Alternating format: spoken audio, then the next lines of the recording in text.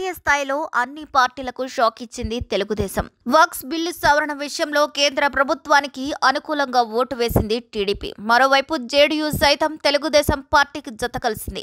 కాంగ్రెస్ తో పాటు ఇండియా కూటమి ఆ రెండు పార్టీలపై పెంచిన ఒత్తిడి పనిచేయలేదు. పైగా తాము చేసిన పనికి సమర్థించుకున్నాయి ఆ రెండు పార్టీలు. ఇక ఈ బిల్లు సవరణ అనేది ముస్లింలకు ప్రయోజనమే తప్ప నష్టం కాదని కూడా వాదించాయి.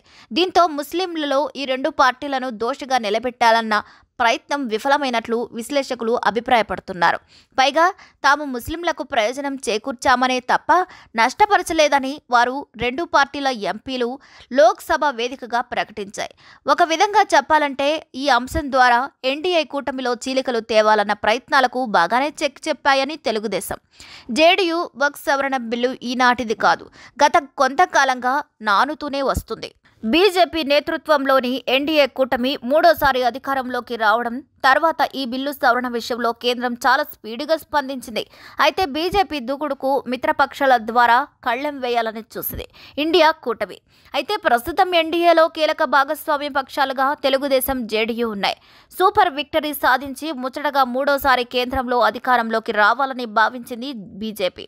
సొంతంగానే ప్రభుత్వాన్ని ఏర్పాటు చేసే దిశగా మెజారిటీ వస్తుందని ఆశించింది. కానీ ఓ 40 సీట్ల మెజారిటీకి దూరంగా ఉండిపోయింది. ఇటువంటి పరిస్థితుల్లో టీడీపీ 16, జేడీయూ 12 స్థానాలతో మూడోసారి ఎన్డీఏ ప్రభుత్వాన్ని నిలబెట్టాయి. అయితే ఇలా ఆస్తులను లాక్కునేందుకు ప్రభుత్వం వక్ఫ్ బిల్ సవరణ చేయాలని భావిస్తున్నట్లు వార్తలొచ్చాయి. ఇక ముస్లింల హక్కులను కాలరాసే విధంగా పార్లమెంటులో ప్రవేశపెడుతున్న ఈ బిల్లుపై దేశవ్యాప్తంగా ఉన్న ముస్లింలు ఆందోళన వ్యక్తం చేశారు. బీజేపీ నిర్ణయం తీసుకోవడంతో దానికి చెక్ చెప్పాలని భావించాలంటే టీడీపీ, జేడీయూ సహకారం కోరాయి ముస్లిం మైనారిటీ సంఘాలు. అయితే ఈ బిల్లును వ్యతిరేకించాలని కోరుతూ ముస్లిం సంఘాల నేతలు చంద్రబాబును కలిశారు. ఇక బిల్లుకు మద్దతు ఇవ్వొద్దని కోరారు. అవసరం అనుకుంటే వ్యతిరేకించాలని కూడా కోరారు. కానీ చంద్రబాబు పెద్దగా స్పందించలేదు. బీహార్ సీఎం నితీష్ సైతం పట్టకుండా వ్యవహరించారు. అయితే నితీష్ పై ఒత్తిడి పెంచేందుకు ముస్లిం సంఘాలు బీహార్ ప్రభుత్వం ఇచ్చే ఇఫ్తార్ విందుకు హాజరయ్యారు. అయితే ఏపీలో సైతం ఇఫ్తార్ విందుకు పెద్దగా ముస్లిం నేతలు ఆసక్తి చూపలేదు. అయితే ఈ పరిణామంలో వైఎస్ఆర్ కాంగ్రెస్ పార్టీ సంతోషించింది. ముస్లింలు పూర్తి స్థాయిలో వైఎస్ఆర్ కాంగ్రెస్ వైపు టర్న్ అవుతున్నారని అంచనా వేసింది.